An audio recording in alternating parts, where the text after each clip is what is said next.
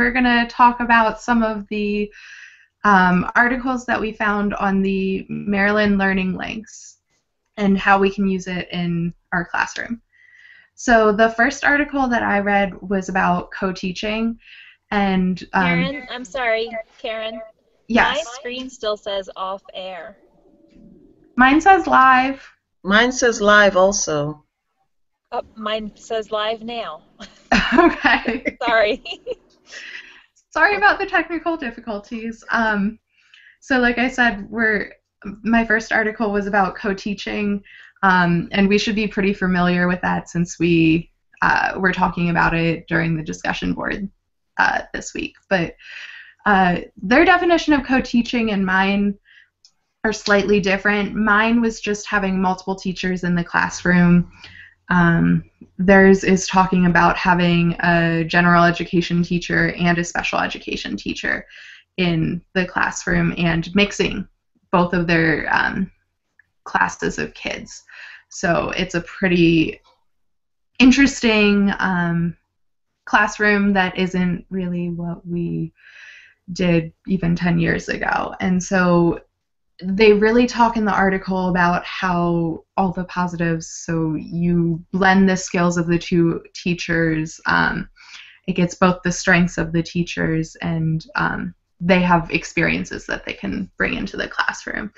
And they also talk about how it helps both the teachers because the special education teacher gets exposure to the general education curriculum, which they don't really get to do if they're off on their own in their own classroom. And their kids also get exposure to that, which is great. It talks about inclusion, and then the teachers, the general education teachers, which is us, we would get experience with differentiation ideas that we wouldn't think of ahead of time.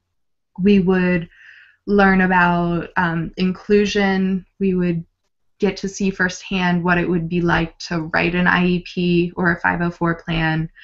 And I feel like a lot of times general education teachers kind of push that off to the side and they only look at IEPs right before a test. And so this would be able to incorporate differentiation into the classroom all the time to help with those kids.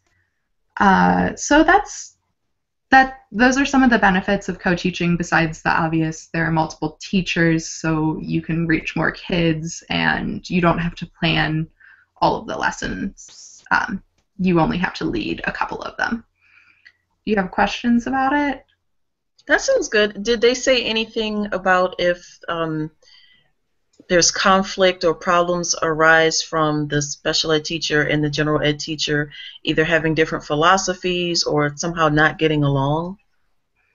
They didn't really talk much about it in the article itself, but I know that that's something that can happen whether it's having a gen ed and a special ed teacher in the classroom or just having two general education teachers of different disciplines teaching.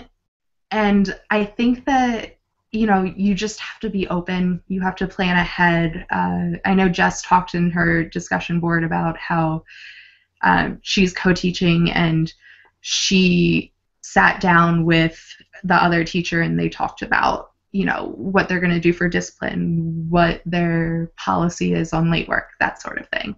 You just have to cover everything and be consistent with the two teachers. It's even more important, otherwise you get into a situation where all the kids go to one teacher instead of the other, which Right. I've had experience with last year when I was co-teaching, or not this definition of co-teaching, but just having multiple teachers in the classroom. And it gets a little awkward when it's obvious that the class favors one teacher more than the other. Yeah, that's a good point. That they, well, like you said, they don't really talk about that, but I've seen that happen too, where it almost gets to the point where like one is the lead teacher and one, even though it's a co-teacher, the kids kind of see that teacher as more of a paraeducator than a co-teacher, and like you said, that's just a really bad situation and awkward for the teachers. Right, and they do talk in the article about how it's not that the special education teacher is there for support. They both should be teaching. They both should be, playing to their strengths, but it's they're not just there for support. They're both teachers, and they have to respect each other as teachers. Yeah, that's good. That part's interesting to me. I haven't had a co-teaching experience where I had special ed because last year I was teaching science, so I only had a para for a TA for my IEPs and my 504s that were in the classroom. But they didn't have the content background knowledge to actually be a lead teacher. I had ones that were just one-to-ones with my IEPs. And really didn't leave their sides, and then also ones that kind of floated around the classroom but didn't really have a whole lot to do with the content other than just to make sure that my kids were on task, and that if they got stuck that they were there to help them through it.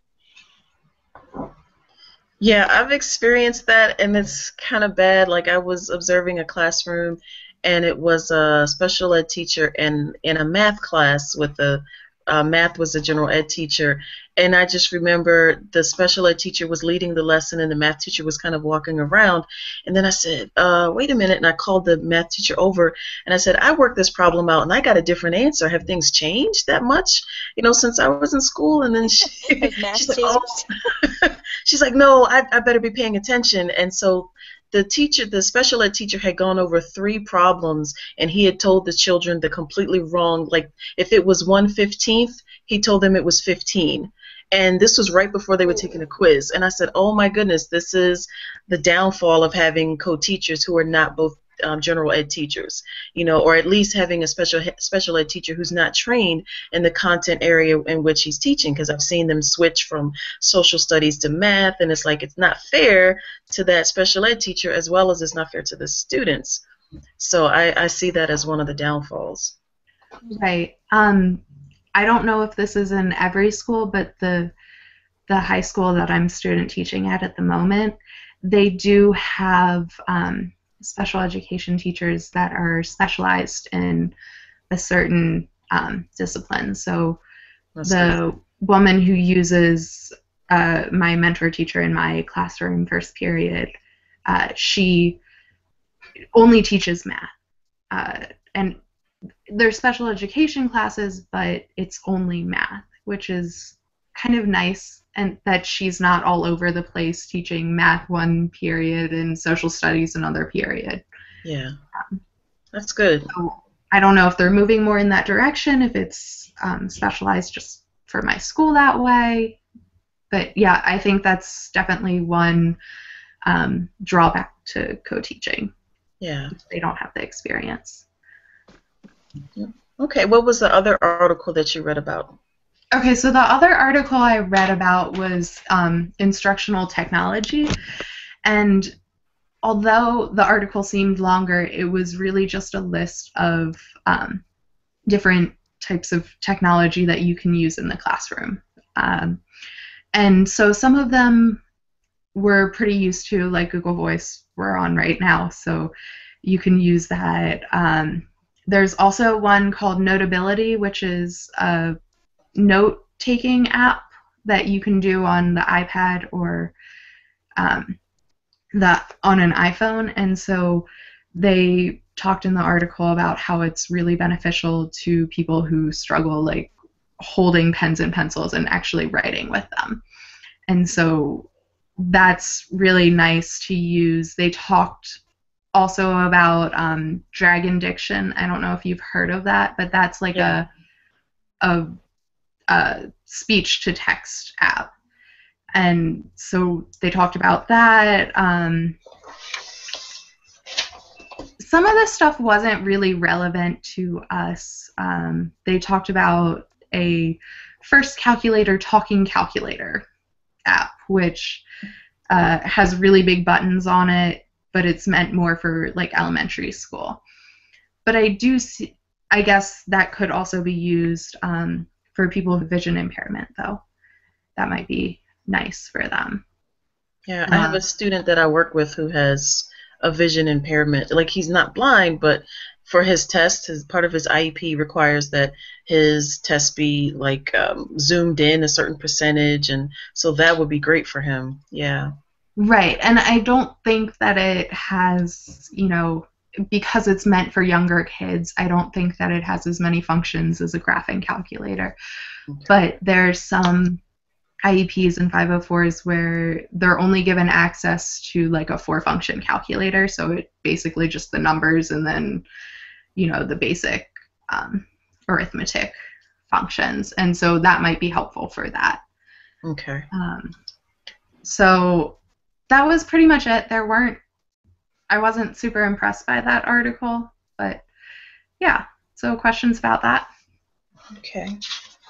It's funny. I wonder whether or not the adaptive technology, like I can remember, probably like 5 or 6 years ago in the classroom, I was in a special ed class with a nonverbal student who had his assistive technology was like a picture orientation where he couldn't speak, but he had a series of like pictures that he could push on a keyboard, and it would make a computerized voice response to different things, and we could set the pictures to whatever. And I wonder how many of those types of assistive technology tools are becoming more obsolete because we have these more mainstream technology pieces like iPads and iPhones and the different kinds of tablets and things like that. Because even then, when he was using that, I didn't see much benefit in that other than durability over than just giving the kid an iPad. Right. Right. Yeah, I wonder that too. Like, obviously, iPads are expensive, but I would assume that technology, even though it's 10, 15 years old, is also pretty expensive to have. So I honestly don't know the pros and cons to those, but it's a really interesting thought to just be like, well, what's better, having something specialized just for them or having an iPad with these various apps that would help in the classroom? I would think even for no other reason, just to reduce some of the stigma that's associated with using some of the assistive technologies, if you could give them a device that was more mainstreamed anyhow, it would create for a more inclusive engagement in terms of the accommodations or modifications the kids are receiving. That's a good point. Yeah. Yeah. Well, Christine, what was the first article that you read? Okay, so the first one that I read was on differentiated instruction, and that's something that we've talked about a lot over this program. And the Maryland Learning Links refers to differentiated instruction as the means for creating multiple paths so that students with different ability levels, learning styles, and interests can all be successful in learning and in demonstrating what they have learned. And one of the things that I really liked about the way they present it is they use, they kind of market what they consider their framework for content, process, and product. And content being what you teach, the process being how you teach it or how you expect your students to gain that knowledge, and the product being kind of your assessment, how you expect the students to demonstrate their learning. So I like having, being the linear person I am, I like having that kind of framework to work with them with regards to differentiated instruction, because you can think about, like even what we're doing with our UDLs right now, each area and where you're going to differentiate, because you're going to differentiate for the different learning styles and ability levels and the diversity in your classroom with regards to the instruction that you give them. A pre-assessment might be determining where those kids are to figure out what those differentiated needs are going to be for that instruction, the process, how you're going to deliver that material, how you're going to adapt the instruction kind of in during the instruction, and then how you're going to assess that, and then also kind of repeat the cycle, how you'll reteach that in order to meet all that diversity within the classroom. That's a good way of looking at it. Yeah, it's very logical, which I know that I appreciate. Do you So one thing that I've kind of struggled with differential instruction is you differentiate to reach all of these kids, but I almost wonder if sometimes you differentiate, not you personally, obviously, but if teachers are have to differentiate so much that it becomes almost jumbled to some students. You know, like you're trying to do all these things to reach all these students and you're all over the place. Did the article kind of, or do you So have experience with that, or? So the article that had another link through it with where it talked about differentiation in action, and it kind of addressed what you're talking about, but it kind of just looked at the purview in terms of your students, the curriculum, and the classroom setting itself. And really, kind of what I took from that to answer that question was more with regards to in that initial piece, when you evaluate the content and the information that you're going to deliver, you'll kind of come up with that menu of ideas that you'll scale back to meet the needs based on that pre-assessment data that you get. And then during the content delivery, when you're in the phase of providing the instruction, you'll again adapt to what the students need, and you'll find that you'll be able to chunk different things for kids in different ways. You're not going to have to create an entirely different lesson plan or an entirely different instructional delivery for each individual child. You're just going to kind of throw out there the pieces that are the pieces that they'll most likely respond to, and make those adjustments as you go along too, in terms of how, like, what data that you have to support how they're going to be able to receive that information.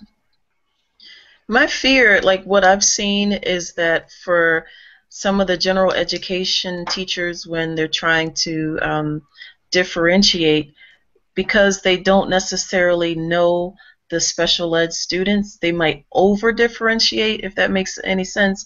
And it's like you don't know the full capacity of the student, so you kind of undershoot. And then the special ed teacher kind of says, "Oh no, he can do that. Don't give him 2 problems. He can do 5." And that's my fear, of just not really knowing how much the student can actually do, and just kind of inadvertently lowering the bar for the special ed students. Did it mention anything about that? Don't confuse differentiation with modifications and accommodations. In differentiation, the expectation, the learning objectives are the same. Their ability to identify or to convey that or provide evidence of their learning is the same. They're just going to do it differently. For example, you might be teaching a lesson, and at some point in that lesson you're going to do something hands-on, or you're going to do something to make sure that your auditory learners are hearing enough of that material. You'll do something that's kinesthetic, get the kids out of their chairs, moving around. Differentiation's not the same as modifying a lesson for lower ability students or students with IEPs or other disabilities that are preventing them from achieving the objectives of the general ed student.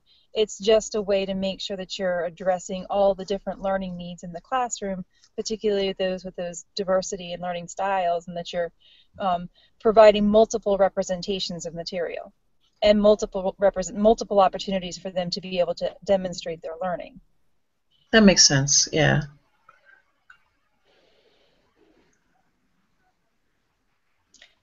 So what was the other article that you read? Okay, so the other one that I read was on English language learners, and this one, and I guess I think I'm now figuring out that this whole website seems to be themed towards special education and special ed learners. And the thing that was interesting about the English language learners, and so that I can get this right, they use what is it called? WIDA, World Class Instructional Design and Assessment, which is another framework. You know how I love these frameworks. And this one uses 6 different levels to kind of identify where students, our English language learners' needs are. So it goes through level 1, which is the entering, kind of like the base level, minimal English, and then level 2 emerging, level 3 is developing, level 4 is expanding, level 5 is bridging, and level 6 is reaching. And it kind of has these different can-dos that's structured around the same framework of these 6 levels, basically identifying what a student can do at these different levels, or what they should be able to accomplish, and how you're going to scaffold for those needs. And they're focused around the language domains, which are listening, speaking, reading, and writing. So for example, the article pointed out that in level 1 entering, a listening can do is that they could point to stated pictures or words or phrases, or follow one-step oral directions, whereas a level 5 bridging can do would be that they can carry out oral instructions containing grade level content-based language. So by the time they get to that level 5 bridging stage, they're pretty close to fluency and able to do the full cognitive process in English instruction. That's pretty cool. I've actually sat in on a team meeting and had the ESOL teacher come in and give us like a presentation about each student, and she used those levels, and it's funny because at the time I had no idea what she meant by those levels. So that's really cool to see, for you to explain it, what they all mean. So how common are ELLs in your classroom? Because I can think of maybe one in my 6 classes, and I don't think that it's actually all that bad. I think she might have an IEP written out for her, but it's not. I don't know if severe is the right word, but in your schools, how common is it to encounter a kid? I don't, this year, because I'm at a private school, not because I'm at a private school, but coincidentally because I'm at a private school, I don't have any kids that are identified ELLs. I don't have any kids that are English language learners. All of my students this year are native English speaking. Last year when I was at the alternative school, I had 4 identified ELLs at a minimum. I taught 5 sections last year, and in each class I had at least 4 ELLs. And I'm thinking out of those, I think I had 18 total, so maybe not 4 per class. 2 of them were non-English speaking. I think that they could speak a lot more English than they were willing to speak. And they certainly took advantage of the fact that I don't speak Spanish. But the other ones, most of my ELLs last year were pretty fluent, but had non-English speaking parents. So they were pretty fluent themselves. I didn't really have much need in terms of instruction. There weren't a whole lot of barriers to them in the classroom.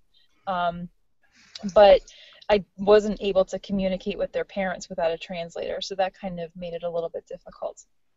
Yeah.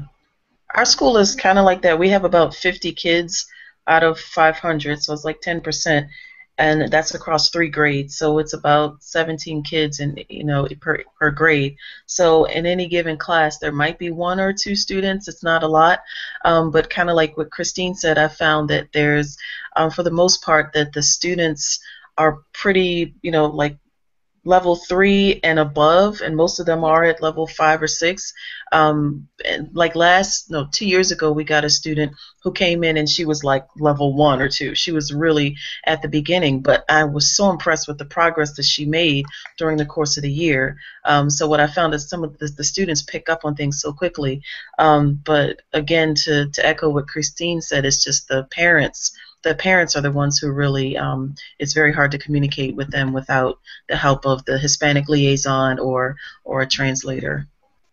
Well, and the other thing that's important to point out too is, I know in this area the predominant ELLs are from Spanish-speaking parts of the world, but I had, one of my students, his primary language was Arabic, and one of my students, his primary language was Russian, and what was interesting to me in having the ESOL established for those students is it was no different for my Spanish-speaking than it was for my Arabic or Russian speaking students. Like they all kind of got the same instructional, and that was kind of supported in this article here too, that the expectations are kind of the same, which I always kind of wonder whether or not, particularly for when they're at that level 1, level 2 stage, just because the language barrier doesn't mean that there's an intellectual deficit.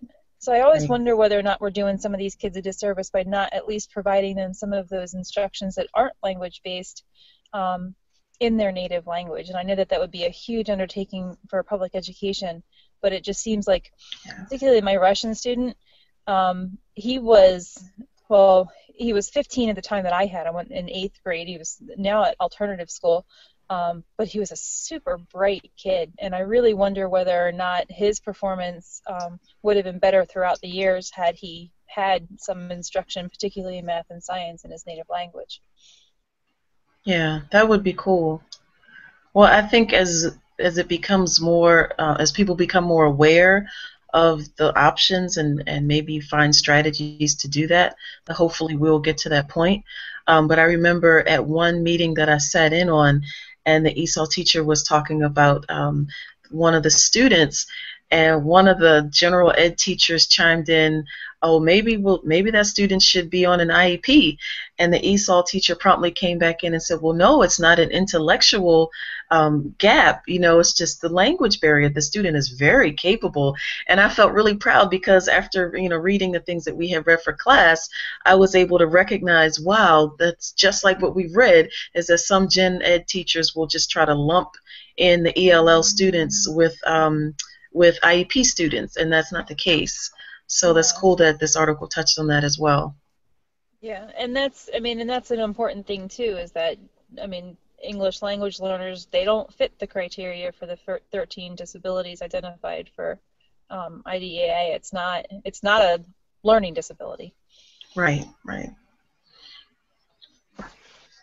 Okay. Well, the first article that I read was the PBIS, which is the Positive Behavioral Interventions and Supports.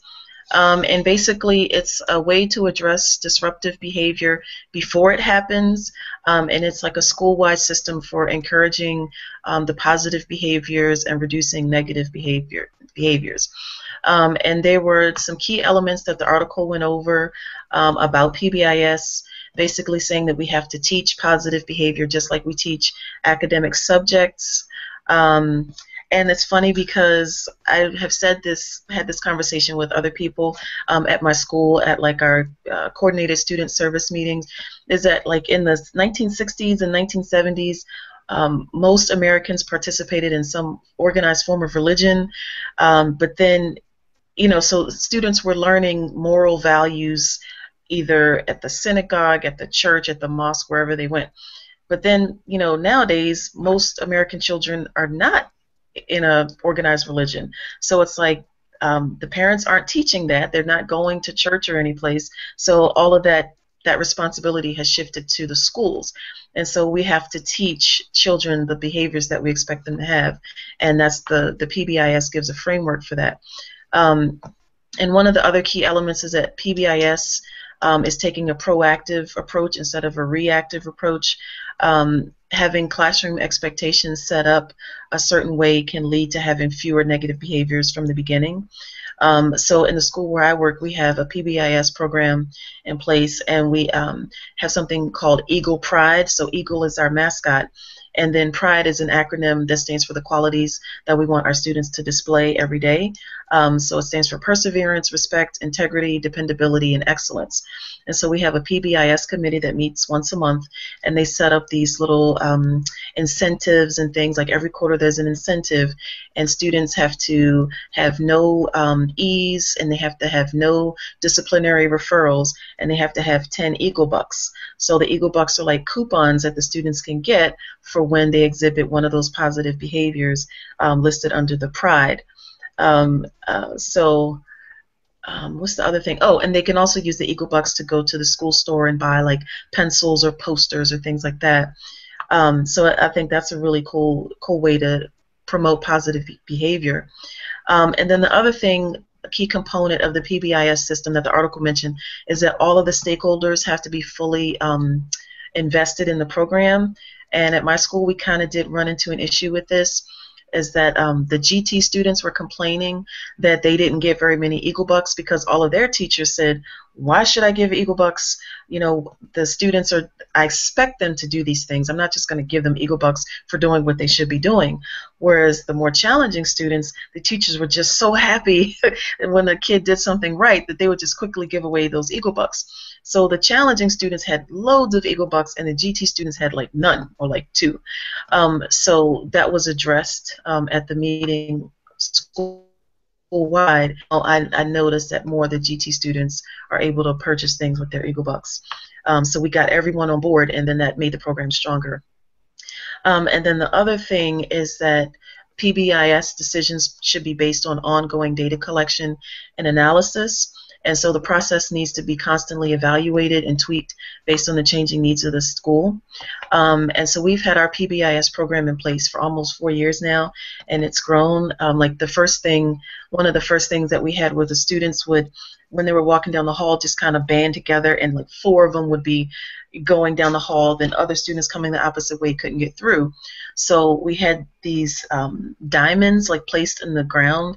The school was retiled with black and white tiles. So the black tiles are kind of like a dotted line on a road. So now we can say, keep to the right of the black tiles, keep to the right. And just that one change made a huge improvement in the hallway. So by us, observing what was going wrong, we were able to tweak things.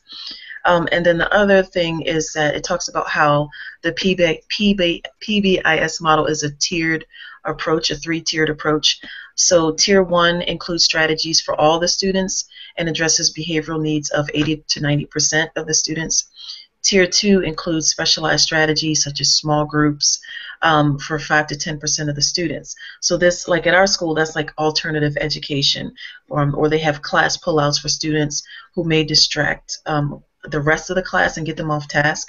So they'll pull them out to the media center or a different classroom.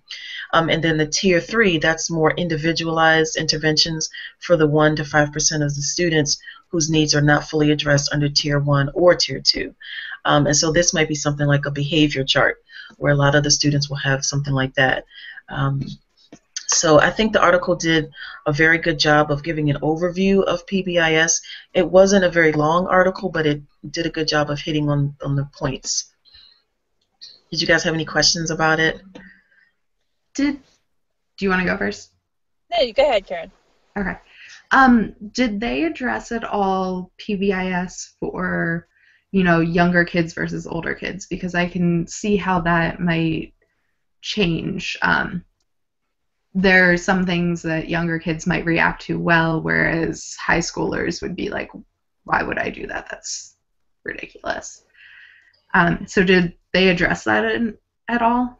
They didn't, and it was just kind of like an overview. They didn't go into detail about what type of strategies you would use. It was just kind of saying, this is what it is. So I guess you could do more research in finding what might work better with elementary school kids and what might work better with secondary students. But that's a good point. I have mixed feelings and mixed experiences with PBIS. Coming from the alternative background, all of our students were level 1, level 2, but we still had a PBIS framework for implementation. It just meant that even our first tier 80% population had behavior charts, and we had BIPs for everybody in the school. So we just kind of started lower. We had Monarch money, and I kind of struggled with it didn't seem like there was anything built into the program to kind of scaffold kids away from the extrinsic motivations. Yeah. So, and then some kids bought into it and some kids didn't. Just like you were saying, some staff bought into it and some staff didn't. And the level of inconsistency really weakened the program. But at the same time, now I'm at a school that has no universal structure for behavior support. And despite the fact that we're a private school, I have much fewer behavioral issues. There is definitely kind of a culture of chaos is what I refer to it as, because everybody everybody kind of has their own rules, and parents, I mean the staff and students in the hallways belong to the students, and that was completely opposite of what my experience was last year. And I think my experience last year had a lot to do with the PBIS structure being in place. So wait, you're saying that now the hallways are more chaotic at the private school? Oh yes. Well, and we Wow. have there's no uniformity to the discipline structure. So we had a discipline hierarchy that was related to the PBIS incentives at the alternative school. Our school right now has no disciplinary hierarchy, so there's no uniform methodology for behavior support. Every teacher has their own classroom management and has their own kind of tolerance levels and own methods for dealing with behavior in their classroom, and there's kind of no real cultural expectation for the kids in the hallway. Wow. So it's pretty messy, and up until this point I would have said I don't like PBIS because I don't like the dependence on extrinsic motivation and no ability to scaffold away from that extrinsic motivation. But now where I'm in a middle school, our middle school is 5th through 8th grade, and the most well-behaved students in the school are the 5th graders, and that's because they came from a very structured elementary environment. Wow. I noticed a similar thing when I was at a private school last year. Although there weren't a whole lot of classroom management issues, it just seemed like none of the kids, I mean, they didn't have the uniform and structure and continuity in each class, and so they were like, well, we can get away with this in this class, and I just felt like unless the teachers actually enforced anything, the administration really didn't do anything. And so in the few cases where there were classroom management issues, it almost was pushed to the side and nothing really happened with it. Wow. I've seen that a little bit in public school, but only because those were some of the teachers who were close to retirement. It's like, well, that's teacher's going to retire next year in the next 2 years, and so kind of everybody knows that teacher has like an issue with classroom management, but nobody really does anything. But for the most part, for everyone else, it seems like somehow the team leader will help them, or there's some sort of, it seems like something, at least if not that year, by the next year, there's a different co-teacher or there's a different structure. It seems like things get better year to year. So that's interesting to see that it's not the case at private school. And I don't know that that's true for all private school, but apparently too. Okay. Right. Uniforms, however, everyone was perfectly clear on what was right and what wasn't right. For the uniforms, you said? Yes. Whereas at public school right now, it's ridiculous. But yeah, anything goes. Yeah. Wow. Well, the other, did you guys have any other questions or comments about that? No? Okay. The other article that I read was RTI, which is the response to intervention. And that was basically saying there's a universal screening, which wasn't the case before. And I likened that to for GT, whereas before they would take students that teachers found to be promising students and they would just test those particular students for GT. But now everyone in 5th grade gets tested for GT, so I think that's pretty cool. So they're able to identify needs earlier. And so that's the kind of the same principle for response to intervention, is that they're testing all of the kids to see if there's any learning disabilities or other needs that they need to address. And they mentioned, I guess it was in elementary school, 2 different elementary school principals who talked. The article linked to a video, and so they talked about Dibel's tests or Dibel's tests. So I right away knew that was elementary school because my daughter had those same tests. They talked about the reading instruction with the 3 tiers. The tier 1 is enrichment activities, and the tier 2 is strategic intervention, which focuses on comprehension and fluency. And then tier 3 is intensive intervention, which would be smaller groups, and those are the kids that are at risk for failing academically. And so I tried to compare like what's happening at my school. So I see like the tier 1 Well, first of all, the article mentions that RTI is not just for reading, that it can also be used for math. And so at my school, I noticed that the math, we call it the MIST, which is the same as what Miss Lang is. The MIST will pull out students who they see to be like promising. So that kid might be in 6th grade, but they said, well, let's move this kid up to 7th grade math. So they'll create a seminar to give that kid extra support so that by next year that kid will be a grade level ahead. So I could see that that would be like a tier 1 intervention. And then tier 2, like at our school, we have a regular seminar. So the kid might be taking I don't want to say algebra 1, but just a regular math, but then also taking a seminar because that kid needs extra support, not to get ahead, just to stay on grade level. So that would be a tier 2. And then the tier 3, we don't have this in math, but at my school we do have the tier 3 reading is called System 44, and there's another one that I can't remember, but those are the students who are well below reading well below grade level, and those are the ones that we really have to watch out for because as they go to high school, if they're still reading at a 3rd grade level, they're really going to need to do some work to catch up. But I thought the article did a good job of addressing the topic, and it also had the video that linked and gave the interviews with the 2 principals, so it did a good job of talking about that. Did you guys have any questions? I think that there's a lot of similarities in terms of RTI and PBIS in terms of the way the tiers and the leveling are, and I tend to use both of them side by side. I mean, I do the 80-20 rule all the time. If 80% of my kids are demonstrating understanding and if 80% of my kids are behaving, then that's when I move on. But what's interesting, like Read 180, I think might be that was our level 1 for our level 3 tier 3 for reading intervention at Adams. In my private school, we don't have the RTI structure other than what I brought to my own classroom, and since I'm teaching math this year, I do use it for math. But we have what's called a study skills program, which is basically just for the 2-3s.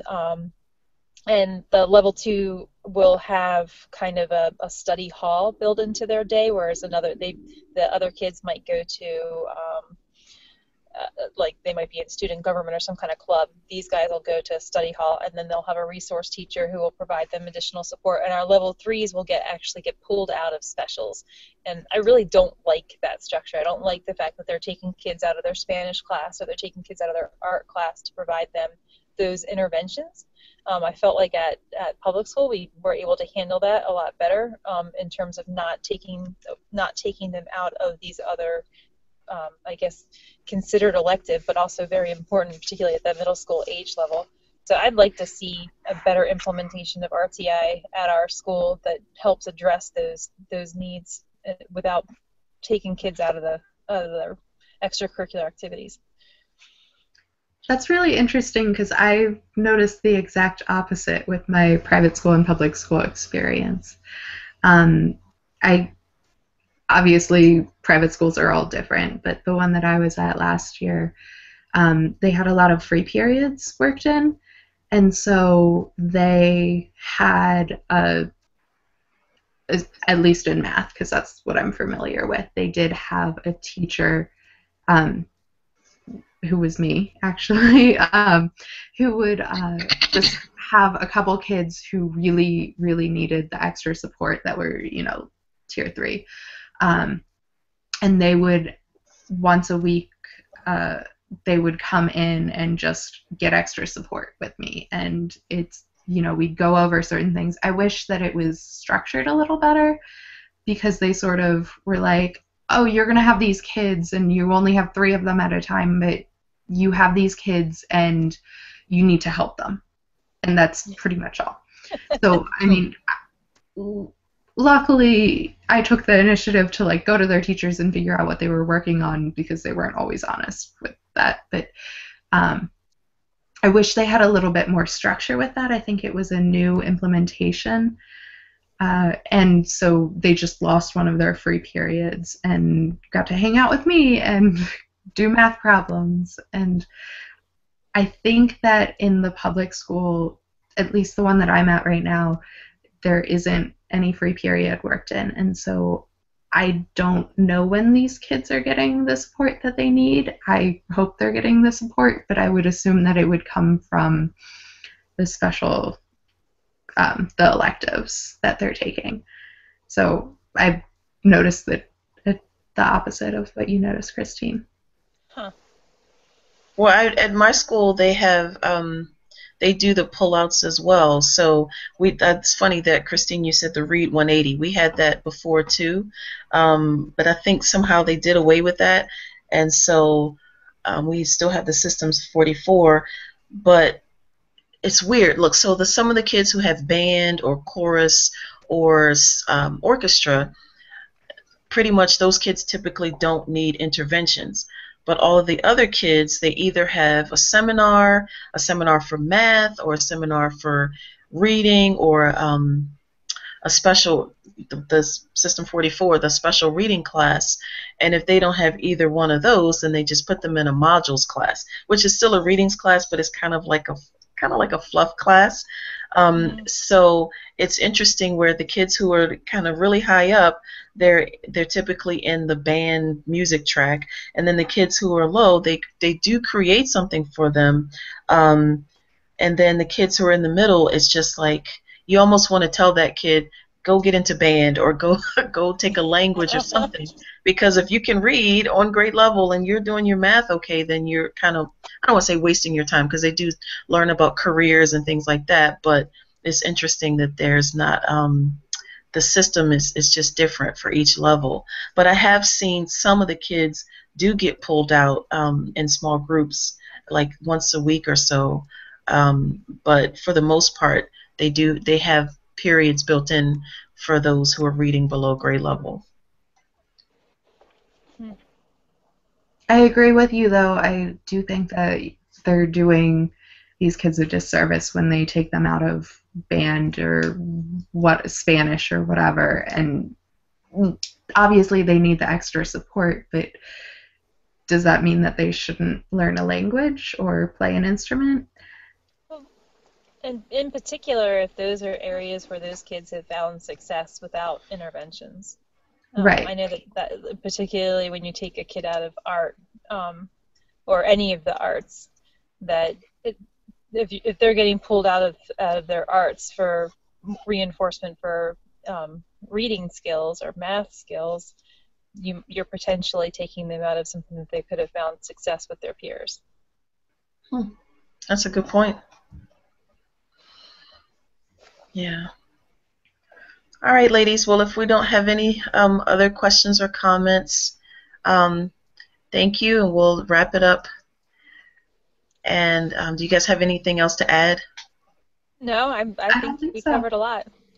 Okay. Well, we'll see you at the next Google Hangout, I guess. All right, thank you. Thanks. Okay, bye. Bye.